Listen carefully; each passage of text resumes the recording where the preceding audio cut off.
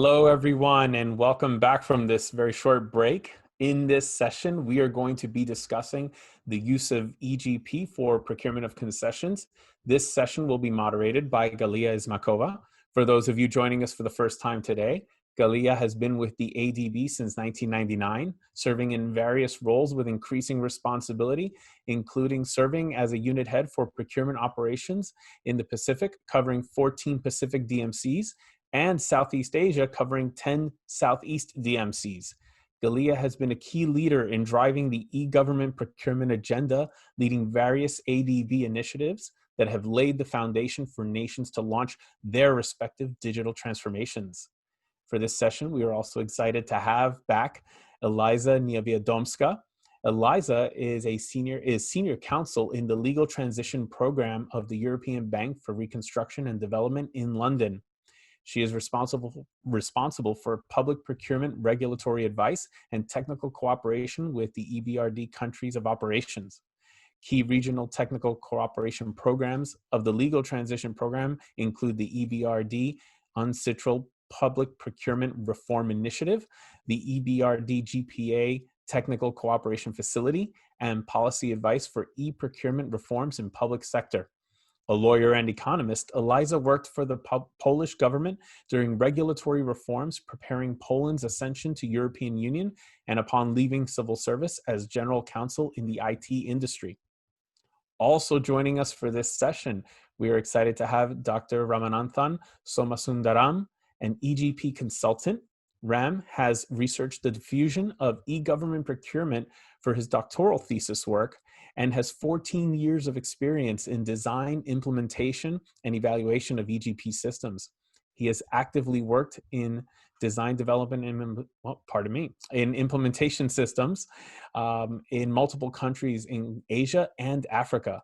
Ram has worked as an international EGP consultant for the World Bank and Asian Development Bank. Further, he is keen to apply emerging technologies such as blockchain, machine learning, and artificial intelligence for the development of a global EGP system architecture.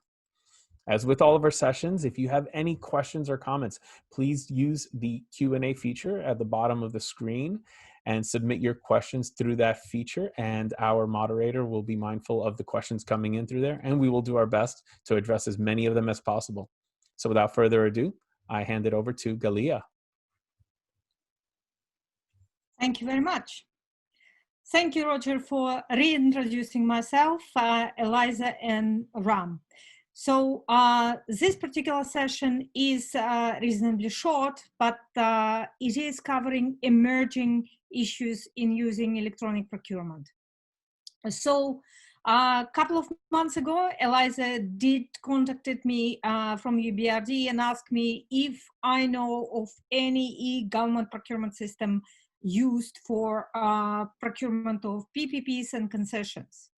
I also reached out to Hunt, whom you have seen, and some other colleagues, Hunt and Leslie, to find out what do we know and what can we learn from each other.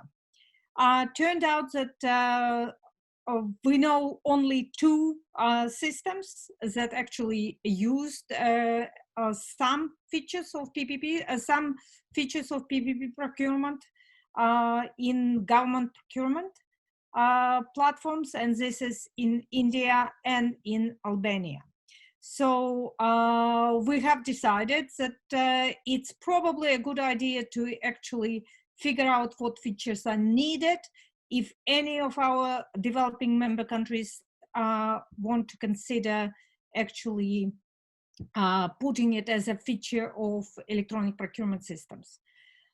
So I am reasonably sure everyone who joins this conference knows what PPP stands for, but just in case, PPP stands for public-private partnership.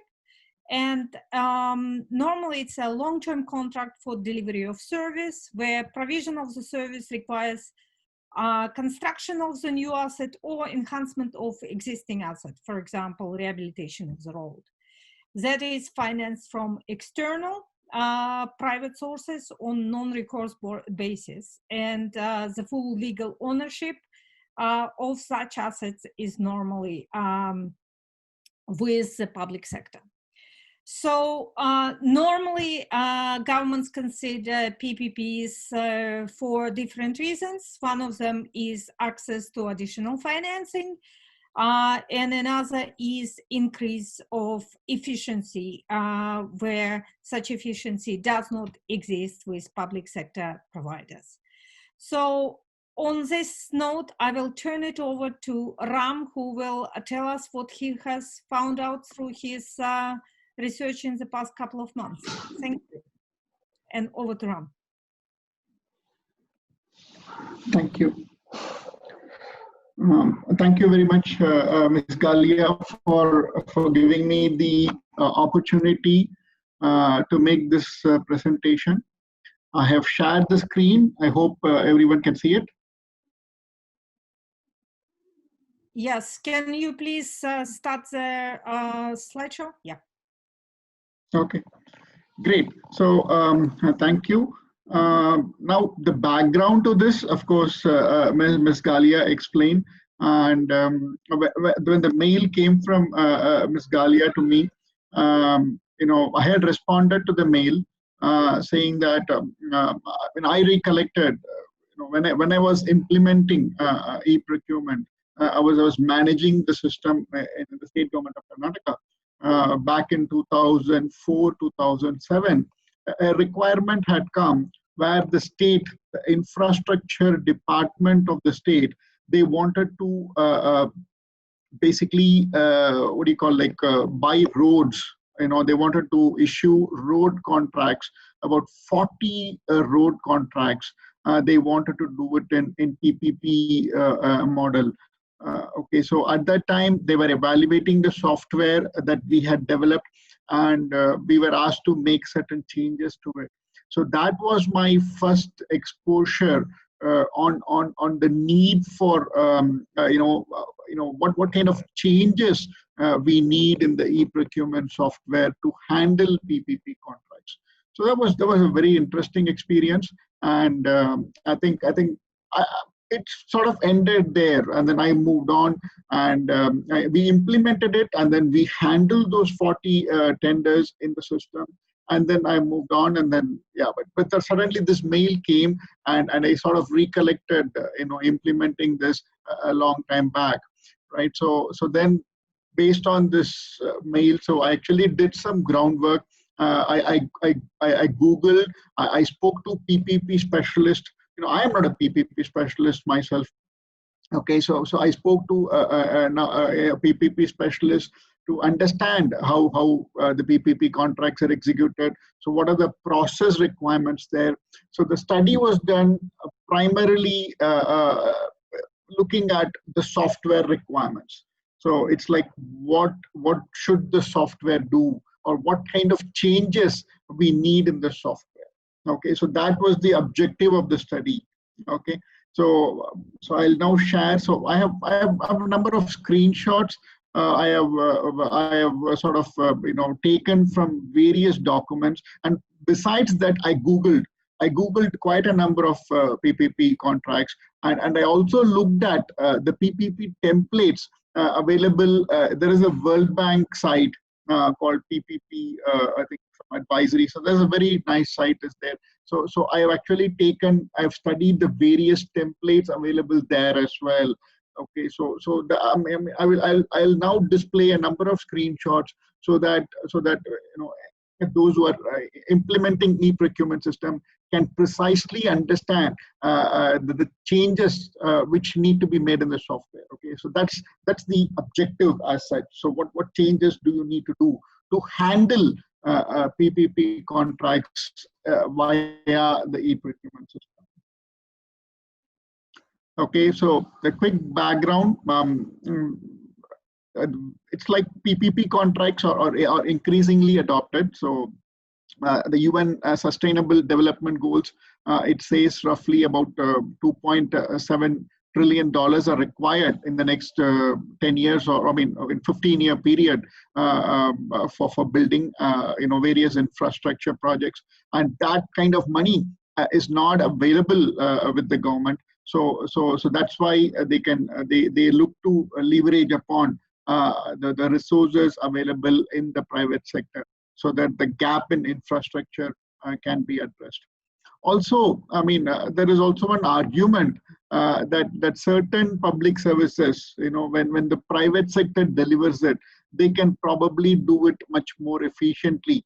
Okay, so that's just an argument which is being put forth for adoption of PPP contracts.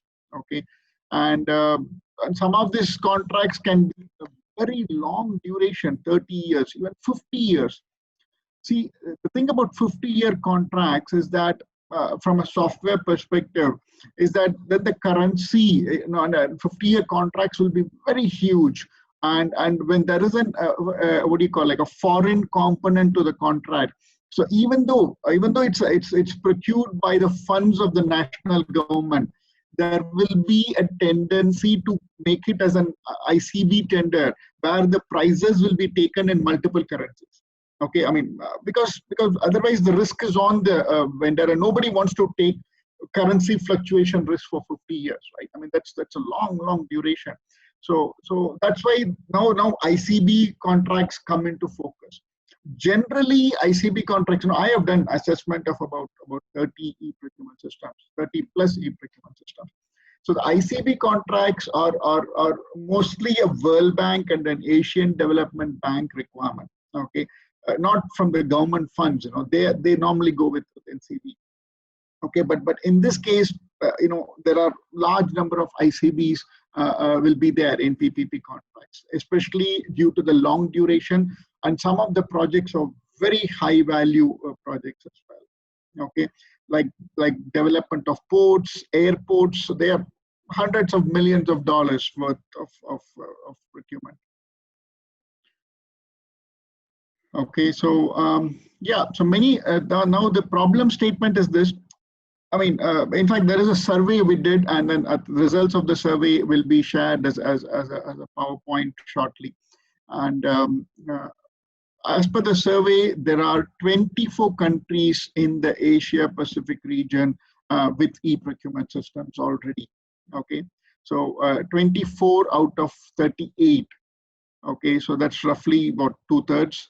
So e-procurement, most of the countries have e-procurement systems now. Okay, so now it's a good idea to load the PPP contracts also via the e-procurement system. And when that is the case, so what kind of changes are required in the software to handle the PPP contracts? Okay, so that's the argumentation. So I'm not a PPP expert, so I am just giving a brief introduction to this. Okay, and the focus of the presentation is primarily on the software requirements. A PPP contract is quickly summarizing it. It's just that certain activity which is under the purview of the government. Okay, so instead of government doing it on its own, they allocate the work to somebody else. They ask them to execute. Okay, and this agency, so they're basically executing this. For example, running the airport.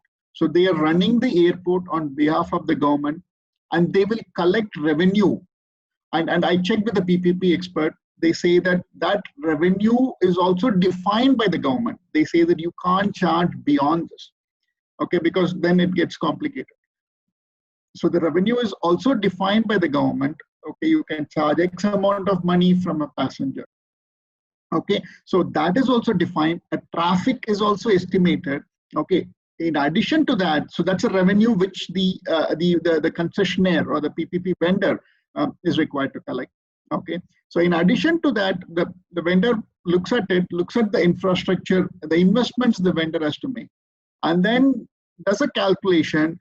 And it says, no, this revenue is not sufficient. Okay, and that's the amount of money the vendor will quote. Okay, the revenue that I expect to collect from the the users, from the citizens, or people who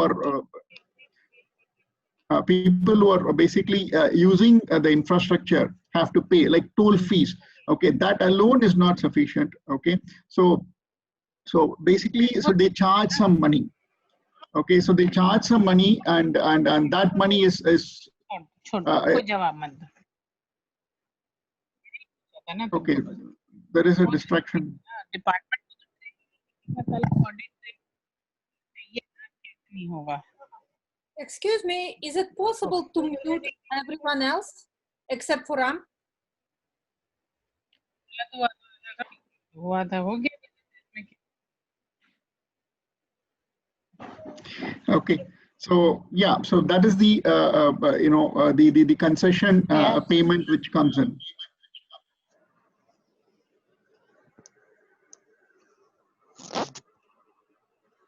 Okay, so let me continue. So that's the concession contract. So I'll quickly run through the remaining aspects of it. So it can be done in 2 stages, and again I'm being very requirement specific. Okay, so and the bid security is not sought in the pre-qualification stage, and and normally they issue a short list of 3 to 6 bidders during the pre-qualification stage. The prospective bidders are not required, I mean, they may be required to pay for the bidding documents. Okay, in case of quality and cost-based selection, okay, so generally they don't do this weightage allocations. Okay, so there is a cutoff because they are very large value contracts. There is a cutoff. Once you're qualified, you're qualified. After that, the prices decide to whom the contract will be awarded. Actually, I spoke to a PPP expert on this from ADB. So that's from whom I got these requirements. Okay, and it's one contract per tender. So they don't. It's not like a framework contract. You know, one person, one contract is awarded to multiple people. That doesn't happen. Okay, the technical requirements can be very complex. Okay, there can be a large amount of technical requirements. Okay, this next point I mentioned, the fee to be collected, the government defines in most cases. They say this is the amount of money you should collect and this is the estimated traffic. Okay, and then the concessionaire is required to quote the viability gap funding. They say that no, this fee is not adequate. Okay, so I need this kind of funding. Okay, so that's the viability gap funding. I think that seems to be a terminology in the business, viability gap funding. And there are circumstances where the bidder might say that no, I will pay you because I expect to collect more money than what I am expected to invest. So I will offer to pay. So in such a case, then obviously the person who pays the most to the government will get the contract. Negotiations can happen with the selector. Okay, so now coming to this, so let's look at the software requirements now. Okay, the technical requirements. Okay, so there are the 2 parts to the slide here. There is a manual component and then the EGP process. Okay, the left side we have, it's a complex technical requirements. The scope of work is detailed, and when I did review, I saw multiple standard procurement documents, multiple templates. Okay, so I have seen e-procurement systems, okay, where the standard procurement documents, are loaded into the system. Okay, so in such systems, it gets complicated. So it will be difficult to handle PPP contracts because loading into the software, so that they generate the SPD directly from the system. So if we are going to do that, it's going to be complicated. Okay, so most of the systems I have studied take the technical requirements as a file attachment. Okay, there are certain aspects to it, like bid submission date and the bid security amount. Okay, so there are certain aspects to it. They take it in an online form, which is very general data. Okay, so as long as the standard SPD document itself is not generated online, it is fine. Okay, so the understanding is the technical requirements will be loaded as a file attachment and the bids will be submitted as a file attachment. So if we do that, then it's not a problem. Okay, the present e-procurement software will be able to handle PPP requirements fairly easily. Okay, so that's the part of it.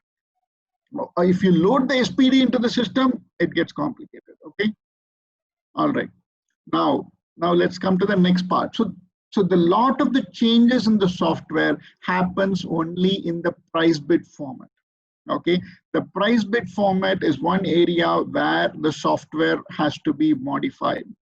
Okay, so now let's look at the manual process again, and let's look at the e-procurement process on the side. Okay, it's as discussed the early part of the presentation. High value contracts, right? They require multi-currency bidding. Okay, and it's not uncommon, okay, where they allow bidders to submit one rate in the national currency. In addition to that, they can quote in 3 additional foreign currencies. So we are talking about bidding in 4 currencies. Okay, and when there are 4 currencies, a single total price is not generated in a single currency. Okay, so these prices are quoted in, can be quoted in up to 4 currencies. Okay, so now what are we looking at? Okay, what is the software change when we publish a tender? Okay, so obviously you can't quote in every possible currency in the world. Okay, so when a tender is published, we need to the system should give a provision to select the list of acceptable currencies. Okay, and so only, let's say there is a 10 currencies are allowed or 20 currencies are acceptable to the purchaser, right? So those 20 currencies will be listed to the bidder. Okay, so from those 20 currencies listed to the bidder can specify its price at a lot level. Okay, so if it can say that certain items, this particular item I will quote in this currency, this particular item I'll quote in a different currency, and so on. Okay, so like that they will be able to quote up to 4 currencies. Okay, now and then finally the bid price will not be total together because they are in multiple currencies. You know, the totaling happens after the bid opening. Okay, so you have to record it as it is, and not the general tendency in e-procurement is when they are in a single currency and there are 4 prices quoted, you tend to sum them up. Okay, in this case you can't sum it up, it has to be displayed, you know, as it is. Okay, so after the bid opening and during the bid evaluation, there is references to how the currencies will be converted. They will refer to some rate, London exchange rate, I don't know. So it will be written on the day of opening or some logic, or the day of bid submission. There could be different logics to it. So the software point of view, you have to identify the base currency to which all the multi-currencies will be sort of converted to, so that the comparison can happen. So this currency conversion has to be implemented in the software. And in many of the systems that I have assessed, okay, the multi-currency is one area which is not implemented up to the mark. These are really, most of the systems I have studied have matured now. I mean, they have been in existence since 2020. I mean 2000. So we have been 20 years. Okay, I mean, since the initial launch. So a lot of the e-procurement systems have matured. Okay, but still I would say that when it comes to multi-currency bidding, probably there isn't much need for it. Okay, that could be the reason, but that's one area where you find them software is not adequately matured. Okay, so if you are looking to handle PPP contracts, I think this multi-currency is something you will need to essentially incorporate. So that's a sample format for you. Okay, so you can see the format here. This is actually taken from the World Bank template. Okay, it's taken from the World Bank template. Yeah, so for some power plant, I think. Okay, so you can see this plus this. So base currency plus multiple 3 currencies. Okay, so this is what we need to handle in the e-procurement software. Okay. Yeah, so this is the second part. This is interesting. So, well, I mean, basically the premium they quote either as a percentage or a lump sum to be paid to the government. Okay, so that's a premium, and again the percentage can be taken as a standalone number. What's the percentage? I say 5%. Okay, I'll give you 5%. So it could be done that way, or it could be a percentage taken with reference to an estimate. Okay, so an estimate value is printed there. It says $12 million. And then what's the percentage? So you say 5%. So it multiplies and then it gives you a number. Okay, so I mean, from a software perspective, these are two different implementations.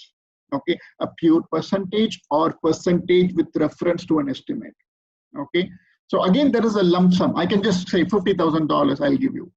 Okay, I mean that's another implementation. So we are looking at three different implementations here.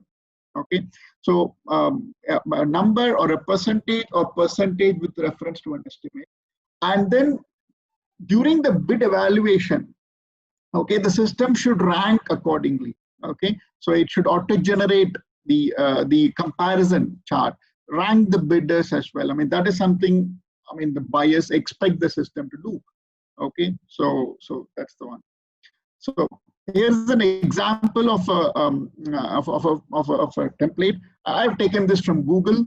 Okay, so here I think it's for running a kind of a food park, food stalls in a park, and then the park is asking what is the percentage that you will pay. Okay, so the second example is where this is, again, this is also, I think, a food concession. And here they're asking what is the amount of money that they will be willing to pay. So both this type of contracts can happen. Okay, so this is another example. Yeah, this is with reference to an estimate value. Okay, so they are saying that you should run the school and then the government offers to pay some amount of money. And what is the discount? I mean, that you can offer. So you can say that, no, I can give you a discount of 10% on this. I can run the school for 10% less. Okay. So this is an example of the discount. It is almost the same as premium, but here again, it can be in value terms, it can be in percentage terms, it can be a percentage with reference to an estimate. Okay. So it could be all the three. So it could be premium, it could be discount. Okay. Generally in e-procurement, we don't discuss premiums and discounts. We ask for a price. What is the price of a computer? So they say, it's going to cost you $400 and that's it. So we don't discuss premiums and discounts. Okay. But in PPP, we discuss this. Okay, so when you publish a tender, so you have to specify whether only a bidder can quote only in premium or only in discount, or can the bidder quote both premium and discounts. Okay, so I think that is something we have to configure during tender publication. According to the configuration, the bid submission should get automatically, the screen should be modified, and the bid evaluation should also be automatically modified. Okay, so and then you have to also record whether it's a percentage bid, value bid, percentage vis-a-vis an estimate. So now I'm sure many of you attending the conference are all e-procurement experts, so you would know. So this is the configurations you need to build in when you publish the tenders. Okay, so this is again an example where the concessionaire is seeking revenue support from the government for running some what do you call, like, citizen service center in a rural area. Okay, so the premium and discount, when both the options are enabled, it gets complicated because somebody can quote premiums, somebody can quote discounts. So in bid evaluation, you need to rank those who quoted premium first. Somebody offers to pay you $50,000, you rank them first. Somebody says, I can give you only $30,000, you rank them second. And somebody says, I want $30,000 from you, then you rank them third. And somebody says, I want $100,000 from you, you rank them fourth. Okay, so that is the ranking which has to be done. In normal e-procurement systems, the $100,000 will come right at the top. Okay, so system gets confused. Okay, it doesn't understand a premium of 30,000 and discount of 30,000. Okay, so you have to enable that. Okay, so that's essentially the coding effort which has to go in. Okay, so here it is basically, yeah, we have, yeah, so these are like, what is it, which is, we have method and we have currency, okay. Single currency NCBs, the systems are handling quite all right, okay. Single currency ICBs, it could be a foreign currency, it could be a dollar contract, it's fine, systems are handling. Okay, and multiple currencies and ICBs. I think that is one area where change in software is required. Now, again, this is another area where modification to the software is required. So we have premium, discount, and both the possibilities, and we have percentage value. Okay, and of course, the percentage is either as a percentage of an estimate or a standalone percentage. The rest of the points we have discussed. So that in essence, okay, if you implement this, you can essentially handle PPP projects in e-procurement system. That's all I have. Galia, I'm handing it over to you. Thank you very much, Ram. It was very thorough. I'll pass it over to Eliza now to tell a bit about the background of a specific PPP transaction in Ukraine that actually started the whole conversation. Over to you, Eliza. Hello, good afternoon. Thank you so much, Galia, and many thanks for putting this topic on the conference agenda, because this is exactly what we are trying to resolve today in the context of the lawmaking in Ukraine and the new project of the Ukrainian government to put a significant PPPs and concession program for public infrastructure over the next 10 years. So if you would allow me, I would like to bring this question forward, because this question was precisely about how to make it work. So the topic that we have been put in front of it is Ukraine has a significant procurement capacity developed over the last 6 years. And the new legislation does envisage that there is a new process for concessions and PPPs in Ukraine. And the question put in front by the Ukrainian government to the European Bank for Construction and Development was very simple. Can we use e-procurement for selection of private partners for PPPs and concessions in accordance to the new law? And in addition to the very pragmatic issues pointed out by Ram in the previous presentation, this problem actually brings three more general issues to resolve before we will even start discussing e-procurement. The issue number one, it is restricted access to the market. We know that concession projects, they are very expensive, they are very complex, and there is no, unlimited number of companies who could be the partners for concessions. So we have to deal with the restricted market. Then, since there are so few companies doing concessions globally, the risk of collusion is always very high. And this is also what the governments are taking into account. And finally, since there are so few companies and access to the concession market is restricted, we face decreased competition. So we have to look at the electronic public procurement in the selection process of the concessionaire to whether it can bring any value to the problems that we already face.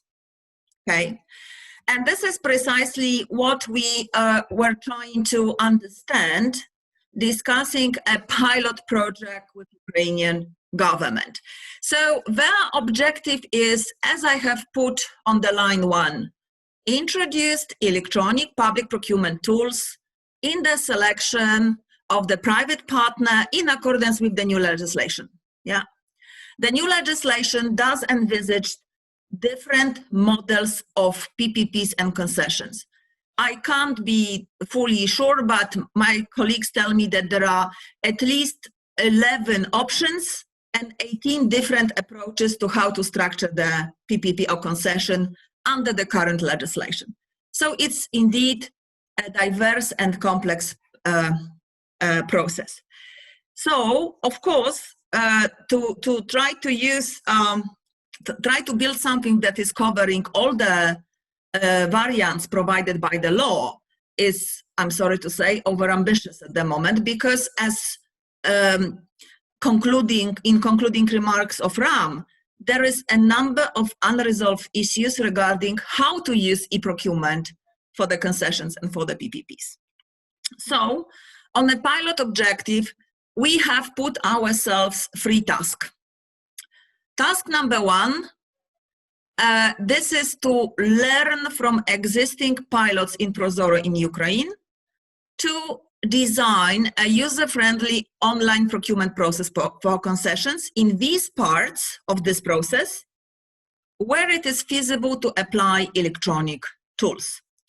The second objective is to create at least one prototype of the evaluation mechanism for concessions, technical and commercial proposals. And finally, since, as you might have heard, in Ukraine, government is pretty keen on open data in public procurement and open data in public sale, can we perhaps consider looking at this e-procurement exercise from the perspective how the government will be monitoring the benefits of concessions for the market? So these are the tasks. Online process where feasible and where we have learned already how to try to do it. Question of the evaluation mechanisms, because evaluation methodologies, they can be very diverse. And finally, how to collect the data about procurement and about concession contracts and how they are being implemented in the long term, that the government has an easier monitoring and can communicate to citizens the benefits of concession contracts if they are there. So what we are learning from? We are learning from 2 projects. I'm sorry.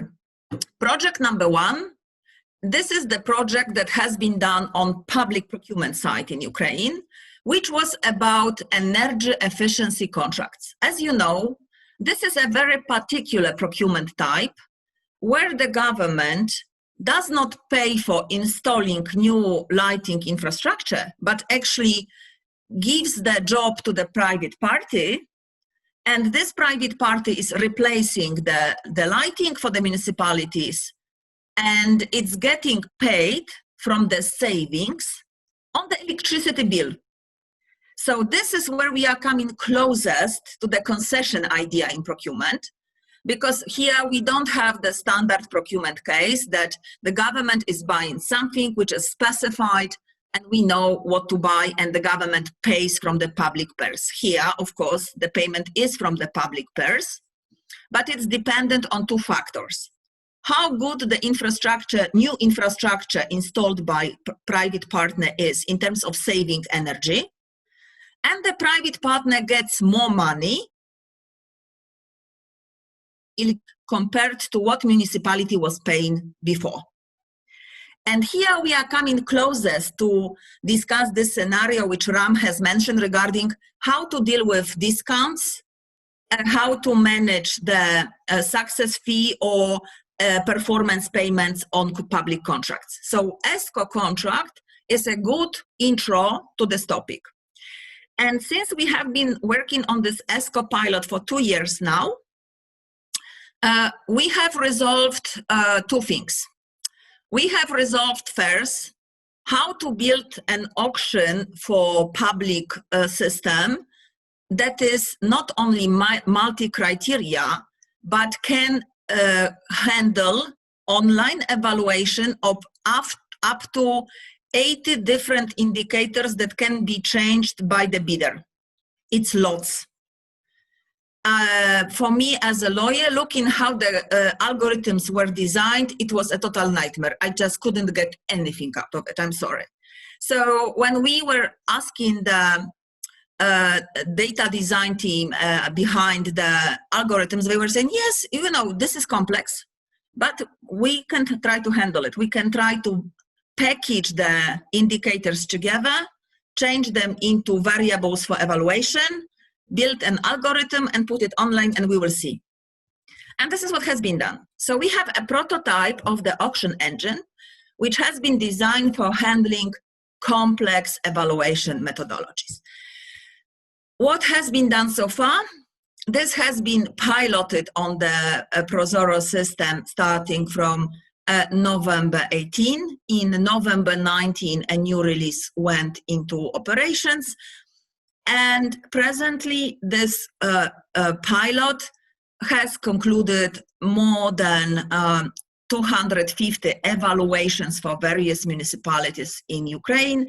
So we have a pretty reasonable practical understanding how companies are bidding for ESCO contracts, how they are using this auction on these multiple variables, yes, and how the contracts are signed using this process. What is not done yet in this context, it is a question of how to monitor these contracts so the commercial partner is paid what he is due, but the savings in the energy are well recorded, monitored, and contracts are paid for exactly as promised by the commercial partner in terms of savings achieved. Because it's obvious if savings are lower, the partner should be paid less. If savings are higher, the partner should be paid more. So this is a part of the project which is still under development.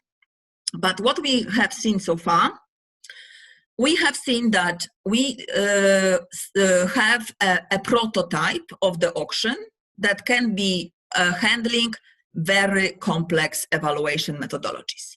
What we also observed, it is that the way that it has been implemented on Prozoro is user-friendly. So suppliers bidding for these contracts, they have been able to learn it honestly within a month. So it is then reasonably easy to grasp the use of the tool quickly. And finally, the lessons learned for the pilot, it is to observe how the market is changing upon previously signed contracts.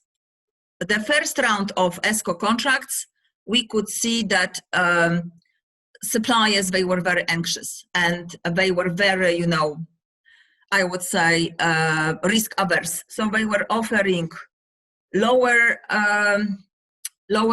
improvements and less savings, and they were inconfident how it's gonna work on the selection process. Presently, after a year of pilot, we see that suppliers, they have also understood the commercial interests, they have understood opportunities, and they are more open to experimenting with different energy saving goods to be implemented under these contracts.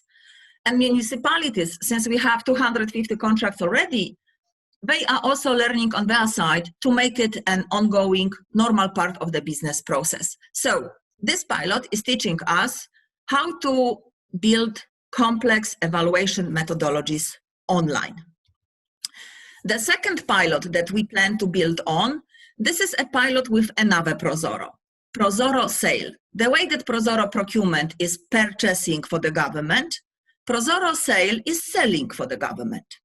So here we have a different type of auction.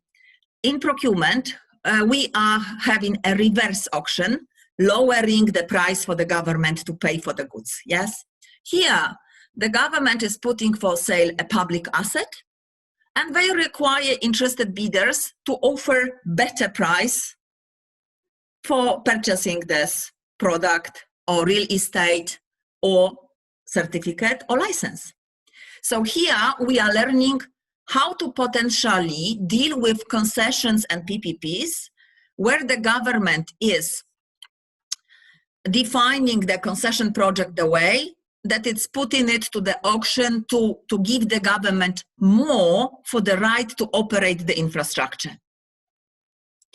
So under this project, the Prozoro sale has been testing different types of auctions. We are now on a third generation of the auctions on Prozoro sale.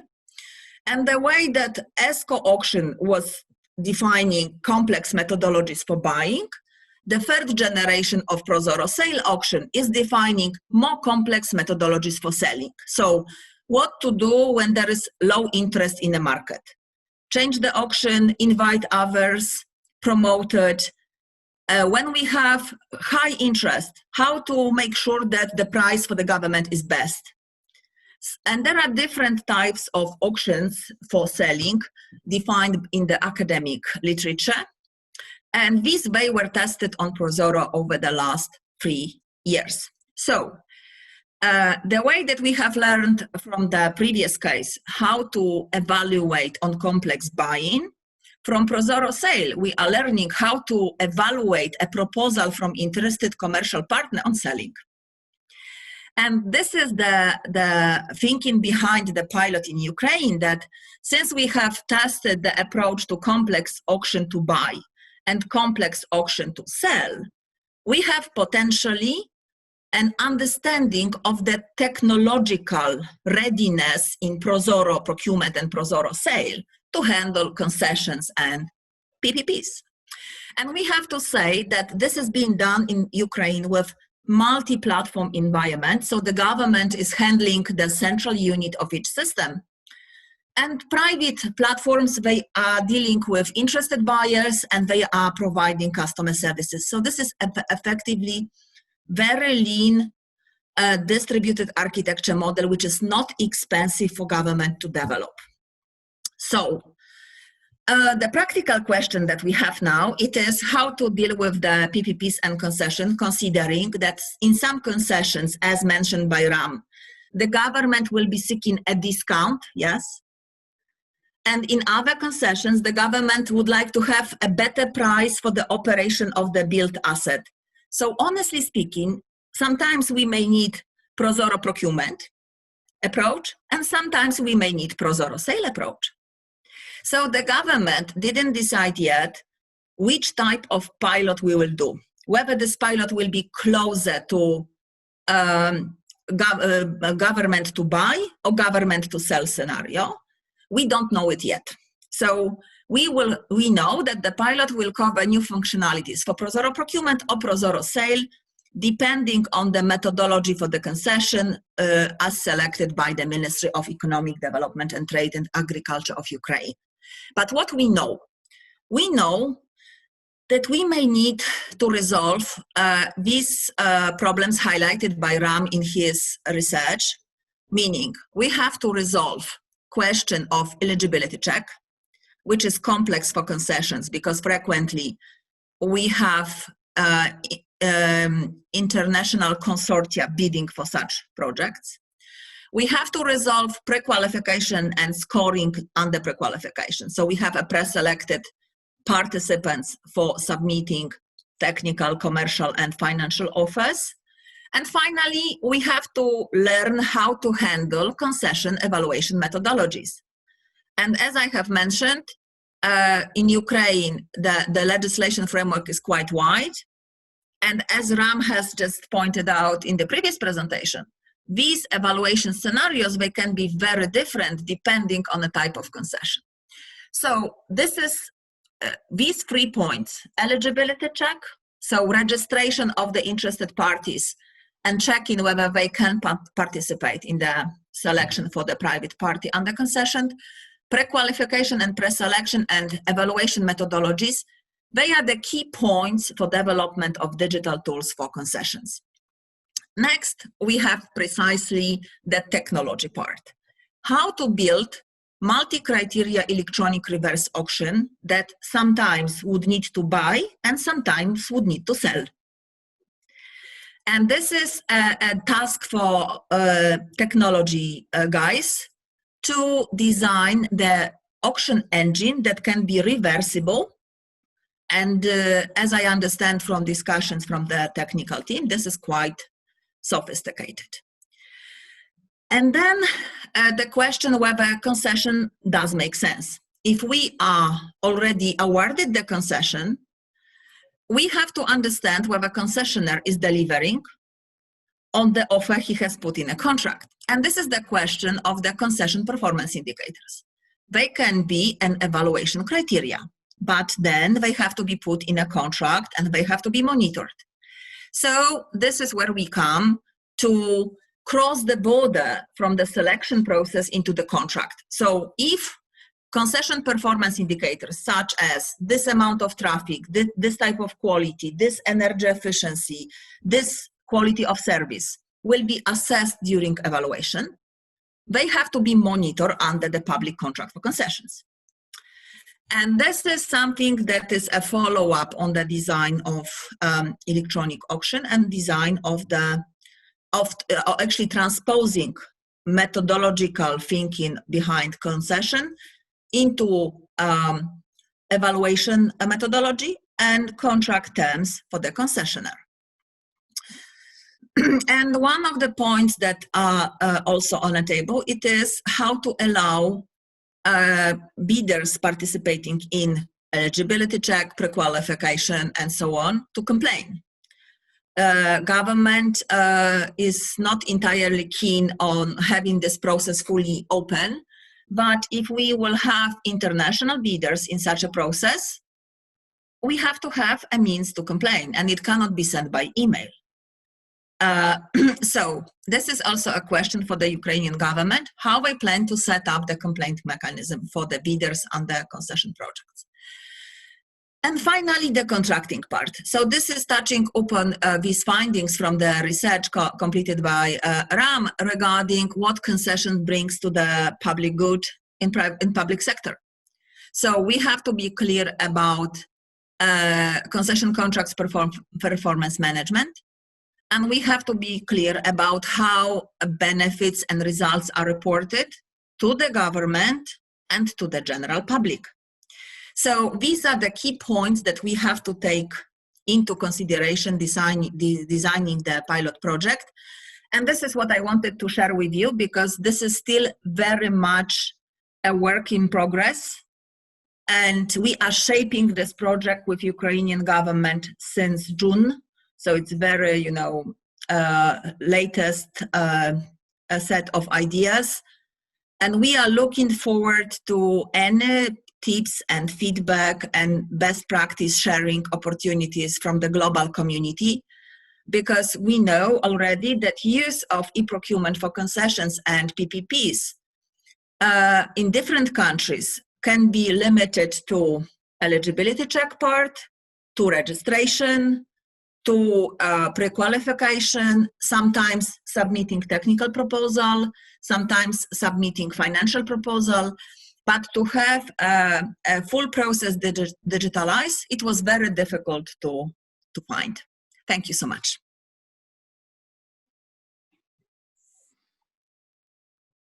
Thank you very much, Eliza. This was fascinating. Can I ask, can we bring Ram and Eliza back into a panel setup, please? Okay, so the question number one that I have to Eliza is that what is the duration of a typical ESCO contract? Well, in Ukraine, this is subject to the proposal, but the maximum ESCO contract is 12 years by law.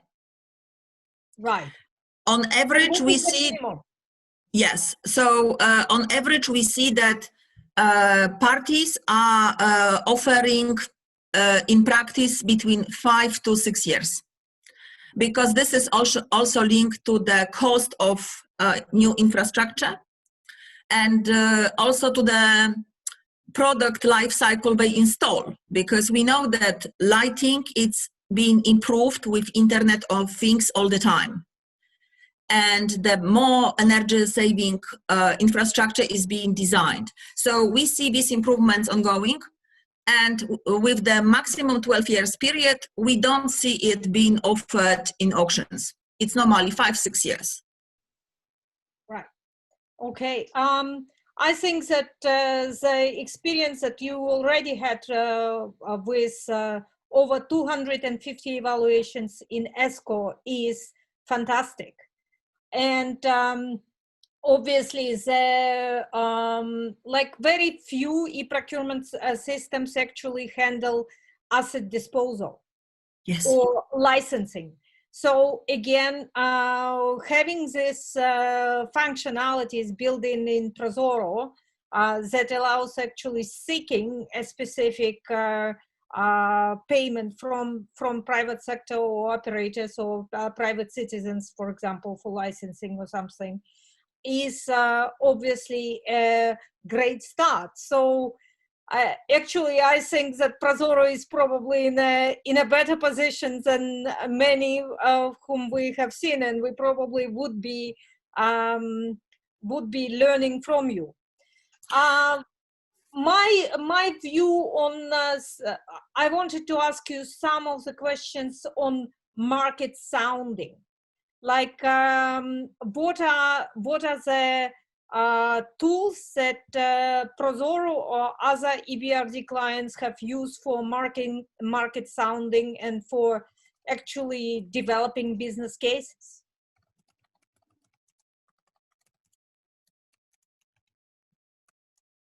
Because I have seen that some of the countries would just handle kind of a public type of consultation with limited number of market players to first sound off whether it is of interest to anyone to involve in a public-private partnership with the government, and then perhaps run expression of interest type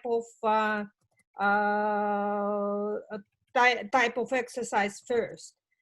There is another thing that what you have described is practically a linear process when the government have decided what they want to do and just go with it.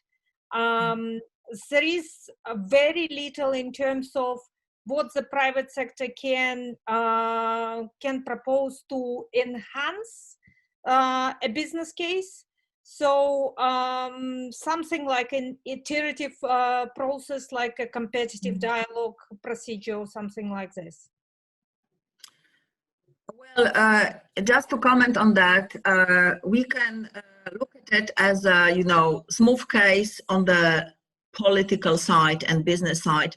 But we have to have in mind a battle which was behind concession law in Ukraine and PPP's law in Ukraine. That's why we have these 11 scenarios in the law, because the business was fighting to have each commercially known option there. So the government will not restrict the market just to the most popular cases. And of course, this is a challenge for building the tool. As Ram said, building, 18 evaluation methodologies for the pilot is just not feasible. So we will see what the government has in mind for the pilot, also in terms of what interest has been generated for the process itself. However, here we have to mention that Ukrainian government is working with SOURCE, which is Sustainable Infrastructure Foundation, on attracting business partners to concessions and PPPs. So in parallel to the discussion we have on tools, the government is running a visibility program, not to call it promotion, to private sector through SeedSource platform regarding the PPPs and concession opportunities seeking interest globally, okay? So this is important part of the work. I am not that much involved in this part as yet, because this is run by our infrastructure banking team colleagues, Noelia Mendes and John Seed. But this process is ongoing now, I think, for 18 months. So the government is trying to attract the market, communicating the PPP's plans, the PPP's portfolios, when our job on the regulatory reform side is to make sure that we have enough legislative instruments and enough digital instruments to put this program into action. So this is a very valid question. And I think that if not for promoting the PPPs and concessions to the public, to the private sector, there would be very little chance for the government to succeed, because Ukraine is a difficult market, and adding on the top all the pandemic issues, it's not the best scenario in the world, not to mention a conflict on the east. So this is not a safe country to attract concessionaire, having in mind, 20 years of operation of public infrastructure. When you can have your infrastructure bombed tomorrow, it's not that attractive for the private party to build it. Fantastic, fantastic, Eliza. We've got a question from the audience here. The question is from Marco Gradi, and he is asking, he's actually remarking, an amazing effort to introduce outsourcing in EBRD ESCO efforts. Were there any multinational companies like Johnson Controls or Honeywell who successfully bid, or was the successful bidders more localized providers? Well, we have seen, since the pilot started, we had more than 80 companies bidding for these contracts in Ukraine, with more or less success. I am unable to pull out the Prozoro BI page in English right now, but I will try to look it up and paste it in the chat box, so not to mess up. But for ESCO, we have on the public open data procurement portal of Prozoro, we have a dashboard, which is precisely telling how many contracts government put, how many are under tender, who has won them, which municipalities are advertising these contracts. So already we have a first idea how potentially we should have this monitoring thing for concessions designed. So I will try to look it up and put it in the chat. But from what I know, because I am the procurement person, not the energy efficiency business banker, we have all big internationals working directly in Ukraine or through local subsidiaries, and the market is pretty good. So the government is super happy.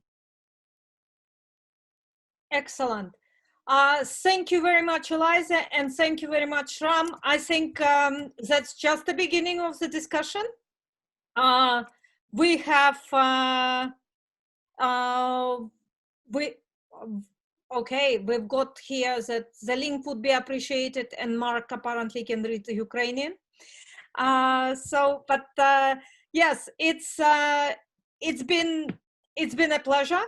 And I think we need to continue this discussion because it is useful for ADB, it is useful for EBRD, it is useful for everyone attending this conference. Thank you very much indeed. Thank you so much, Galia, for putting this forward, because learning on how practice looks like globally is essential to making this pilot successful. Thank you, and we are looking forward to working together on shaping the pilot. Thank you very much. Thanks all of you. Thank you. All right, thank you, Galia, Eliza, and Ram for an insightful conversation. So this concludes session 8 of the conference. We will now take a break for about 25 minutes. We will be back at 4:30 p.m. Manila time. So in about 25 minutes, we will be back. And and our final session will focus on e-marketplaces. So stay tuned for that. So please take this time to respond to any emails or messages, perhaps have a quick meal, a mini meal perhaps is all the time we will have for, and be ready to give your full attention to our final session and a very special closing keynote. So keep the Zoom channel open. You will find some videos from some of our partners as you have throughout the conference. And there will be a timer towards the end of the break to let you know how much time we have left. So we will see you shortly. Thank you so much. Straining health systems globally, the Philippines is rapidly scaling up its health response through testing, contact tracing, and patient isolation.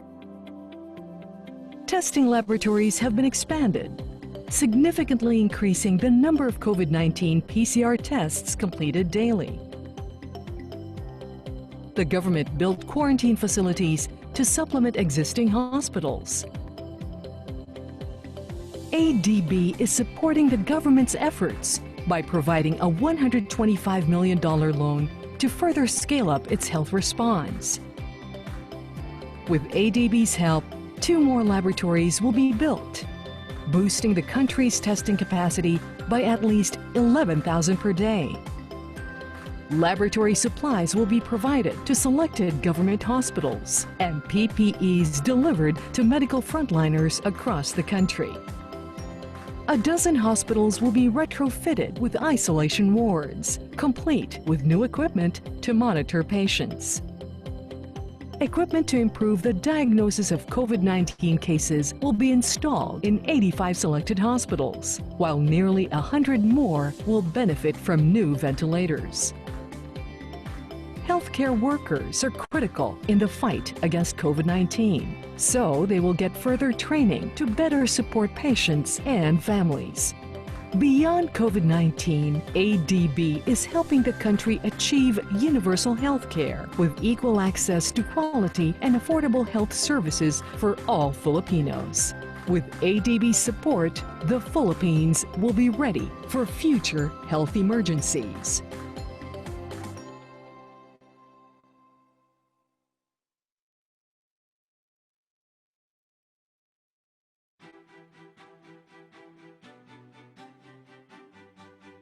We're responding to the coronavirus pandemic with a €1 billion solidarity package.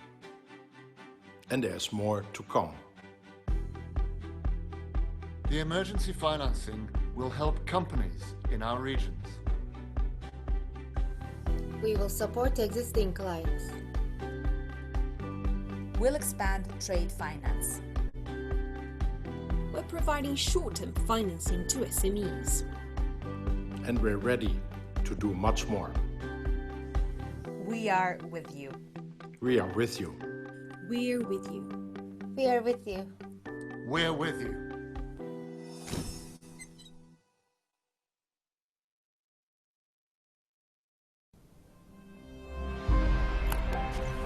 Chinese officials are advising 11 million people at the center of an outbreak of a new virus to stay where they are. 683 lives lost.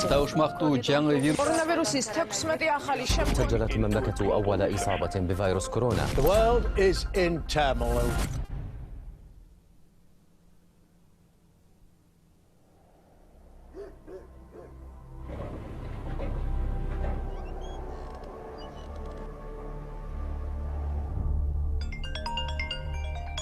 In 2020, our world changed. A devastating pandemic brought all of our lives to a halt. The EBRD was quick to react. In Central Asia, the EBRD will act. With teams across 11 cities, EBRD will be there for the Turkish economy through these challenges. EBRD is rapidly responding to the needs of our clients. Across our regions, we are committing 21 billion euros of support.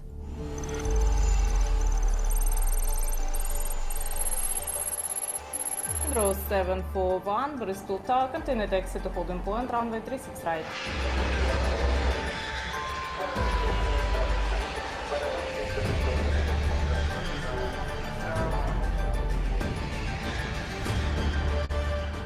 Usually we have about 1,000 flights per day, but during coronavirus this amount has gone down to 300 to 400 flights. The funds are used for financing the staff costs and functioning of the core operating equipment. Last year, the EBRD continued our commitment to green financing with record investments.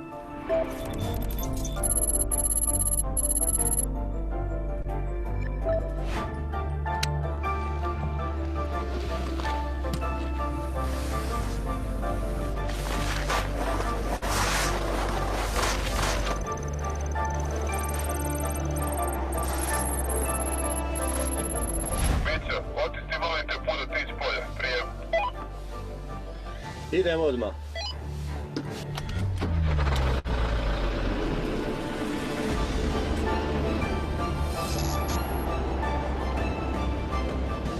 Stara oprema je bila, stare mašine su bile iz 80. i 90. godina koje su više trošile i teže se radilo sa njima. Sad su ove savremenije, bolje i nove, brže, lakše se očisti snijeg, manje troše i bolje životnu sredinu.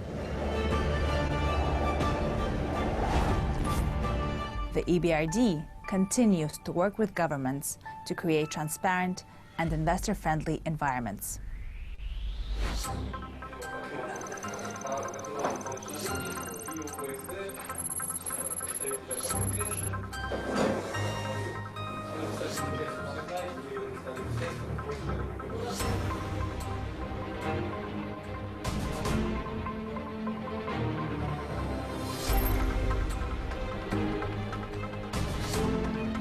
Как вновь назначенный судья, я была приглашена в Аудит Кыргызской Республики для прохождения и повышения квалификации по комплексной программе.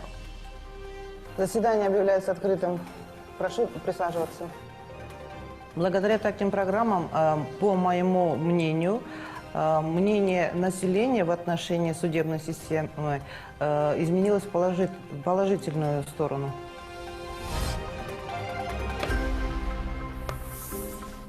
This year, another record-breaking year.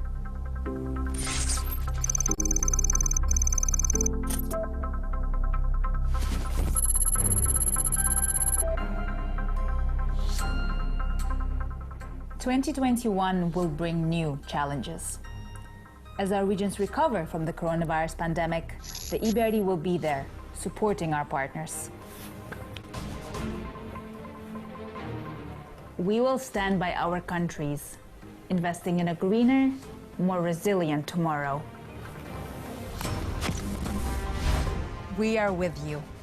We are with you. We are with you. We are with you.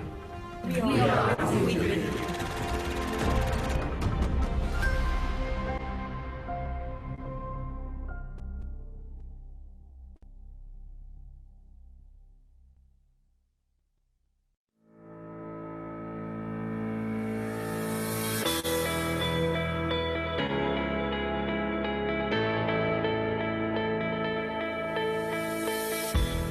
This global pandemic has highlighted the urgency to head off the other looming crisis, climate change. We're providing emergency liquidity to keep the lights on in Kazakhstan, clean water flowing in Morocco, and vital supplies moving in Turkey, while scaling up renewable energy and green cities financing too. Sustainable infrastructure is key to the economic recovery. Together, we must create a greener, more inclusive and resilient future.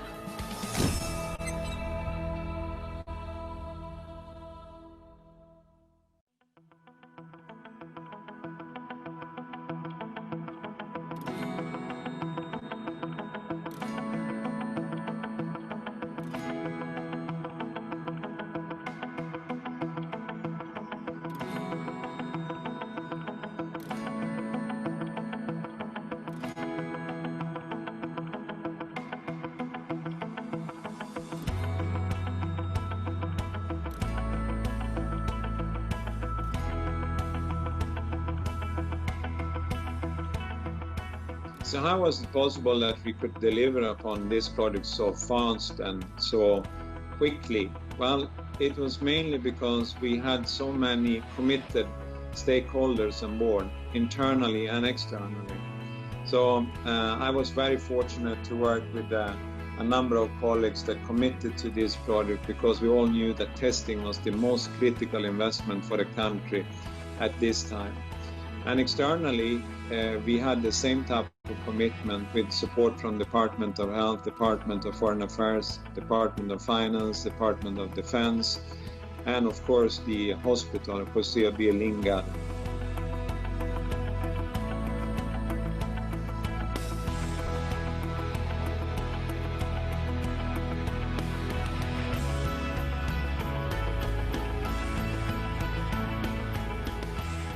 This laboratory is going to increase the testing capacity of the Philippines by 3,000 tests a day.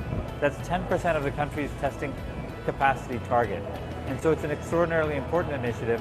It's an absolute critical piece of the country's strategy for creating a new normal situation in the wake of this crisis.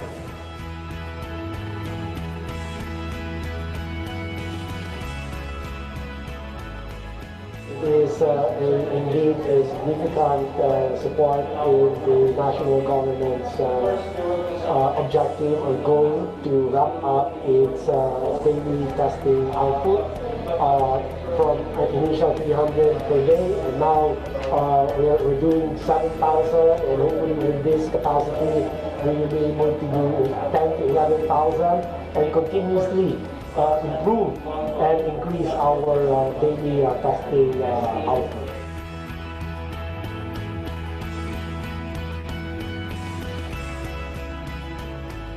Today we are actually focusing on the diagnosis of COVID-19 disease. But in our vision, this molecular pathology lab will also be a center for as a subnational referral lab for other emerging and emerging infectious diseases.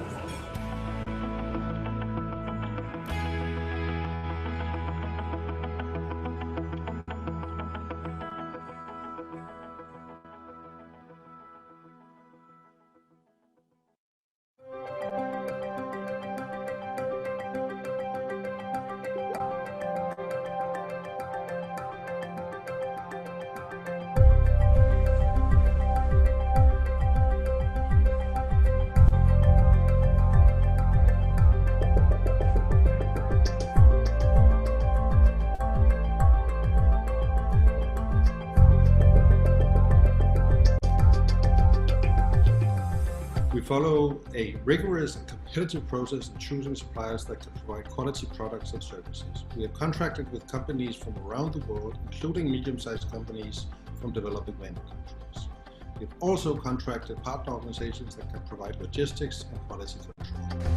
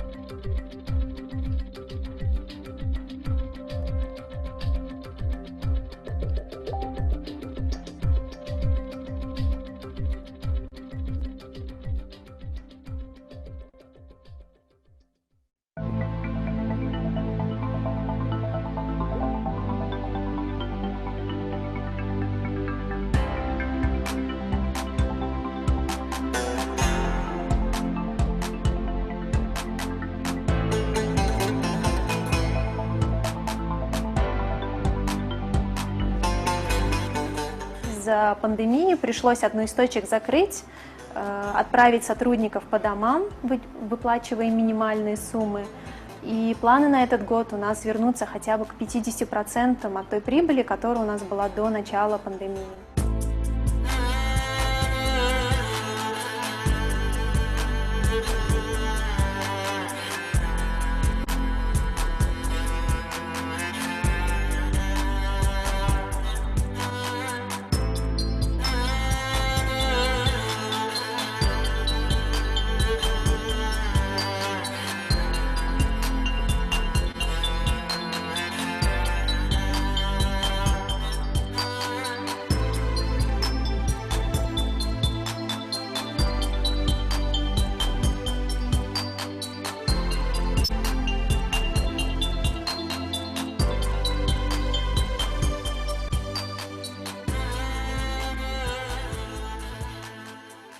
From the very first days, government started supporting SMEs, cutting taxes, providing tax deferrals, as well as banks providing a lot of support to the SMEs. During these difficult times, Asian Development Bank has been very helpful to us. Recently approved $500 million budget support loan will help us a lot in providing further support during these difficult times.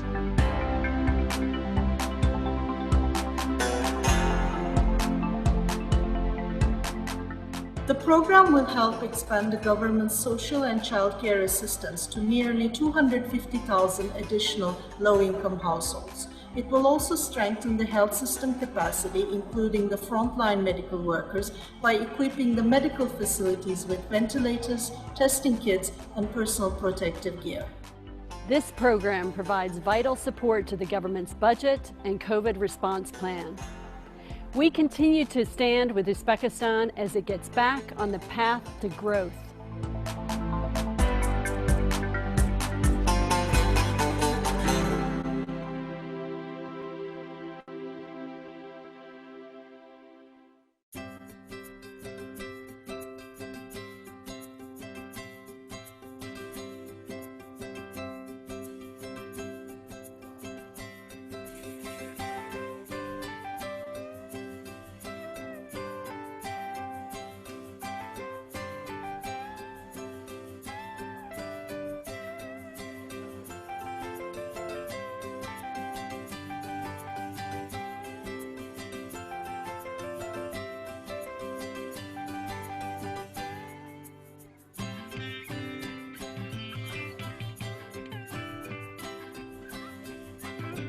I think across all sectors, we have a very sort of dynamic and open relationship with ADB, and I feel that this relationship will continue to grow from strength to strength.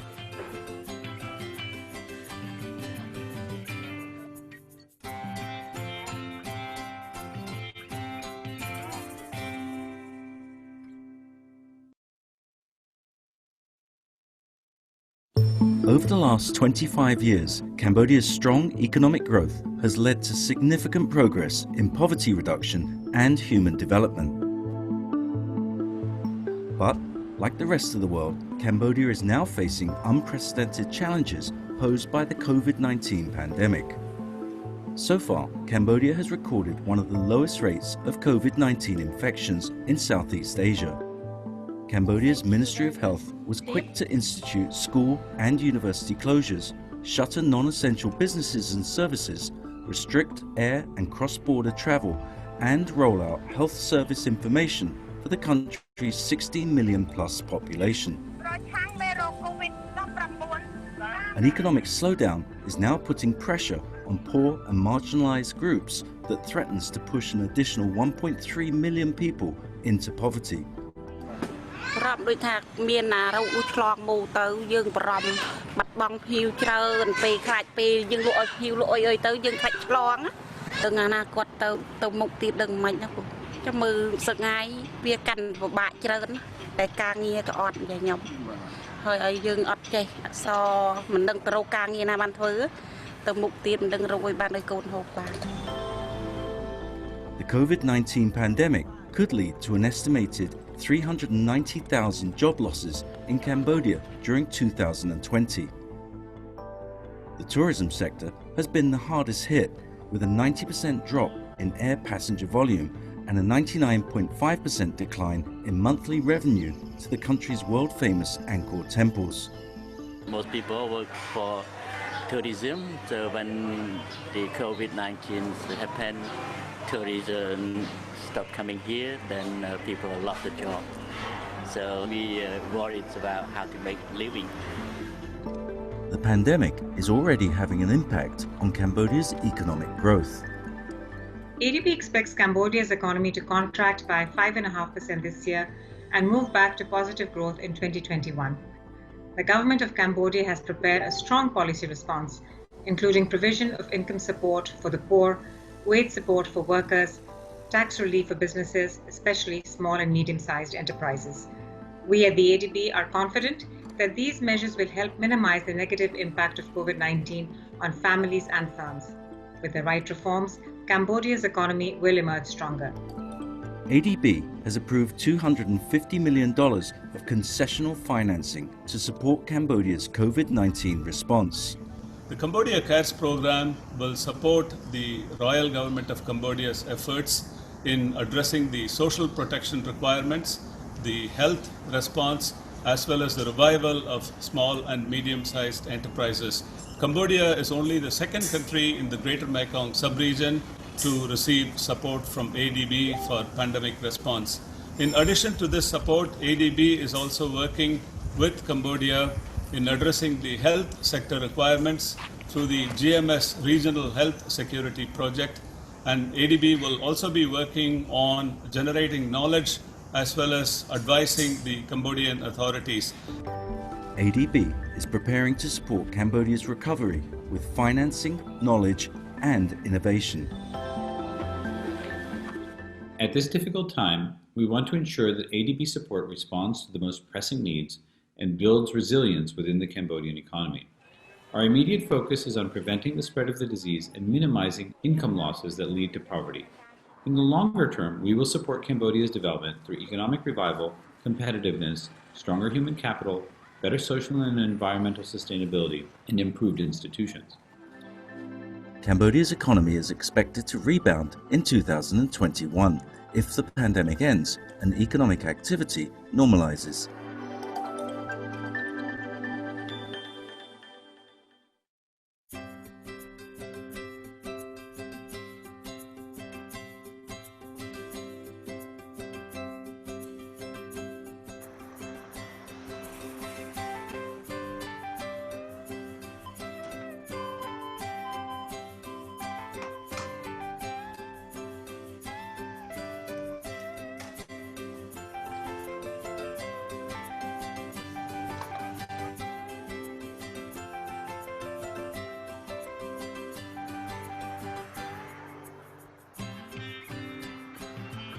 ADB and Palau since 2006 has a really valuable relationship. Since then, they have provided all the assistance that Palau needs for its economic development and policy development as well.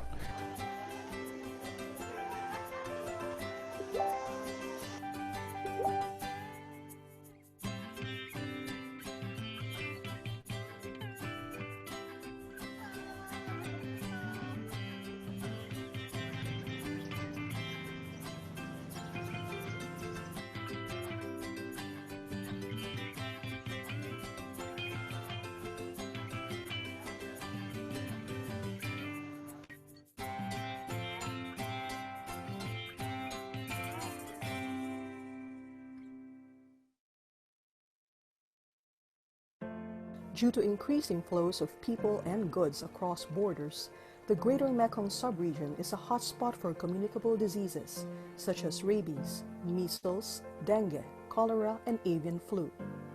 But the 6 GMS countries have done well to keep infections of COVID-19 to a minimum, at just over 6,000 at the start of September, according to data from the World Health Organization and the Johns Hopkins University. The success of GMS countries in controlling COVID-19 is not surprising. The key is years of effort to improve their ability to detect, respond, and control emerging disease threats so they can mitigate a pandemic's human health, economic, and social impact. Through 2 decades of investments, ADB has supported GMS countries' efforts to develop core health system capacities for responding to public health threats, while simultaneously building a foundation for enhanced regional cooperation on health security. That includes $125 million in loans and grants to Cambodia, Lao PDR, Myanmar, and Vietnam through the GMS Health Security Project. The project allows funds to be quickly reprogrammed to address major public health emergencies. When COVID-19 struck, reallocated funds helped government purchase PPEs, ventilators, bedside monitors, and other equipment. The project also allowed governments to adopt new measures to control COVID-19, including the rapid dispatch of thermal scanners to points of entry. Myanmar, for example, will receive $30 million in additional financing to help the government make immediate investments in 31 district and township hospitals across the country, including capacity building for the health system to respond to COVID-19 and other future public health threats. In May, the project allocated $20 million for Lao PDR to purchase essential medical equipment, including testing kits, medical devices, and ambulances. ในนั้นมันรวมของที่ ADB เพิ่นช่วยเหลือมาเพื่อว่าป้องกันเฮาเองเป็นตัวอย่างที่ว่าซบมือเป็นงวกเป็นมัดอัดปากเนาะเป็นเสื้อกาวเป็นสิ่งที่ป้องกันเฮาเองเพื่อบ่ให้พยาธินี้ระบาดไปสู่บ่อนอื่นแล้วก็สู่แรงงานที่มาพักเสาอยู่นี่แล้วก็ภาคส่วนเขาเจ้าก็ต้องมีมัดมีหยังใส่เพื่อป้องกันบ่ให้แพร่ระบาดจุดหนักก็แม่นพยาธิโควิด -19 ระยะนี้ที่กำลังระบาดอยู่นี่ The project is in line with the GMS Health Cooperation Strategy, under which countries are committed to improving health systems performance in response to public health threats. เช่นว่ามีการระบาดแล้วพวกเรามีแต่นั่งแล้วเห็นว่าการระบาดต่างๆอันนี้ได้ลดข้อมูลแห่งลงการร่วมมือระหว่างประเทศในรูปแม่น้ำคลองนี้ที่ให้พวกเราได้ร่วมมือกันใกล้ชิดกันหลายขึ้นใกล้ชิดกันหลายขึ้นจะมีประสิทธิผลหลายขึ้นในการควบคุมพยาธิต่อ With proactive planning and investment in health and other sectors, and the support of partners like ADB, the 6 countries of the Greater Mekong Sub-region are meeting the challenge of this pandemic and ensure a faster economic recovery.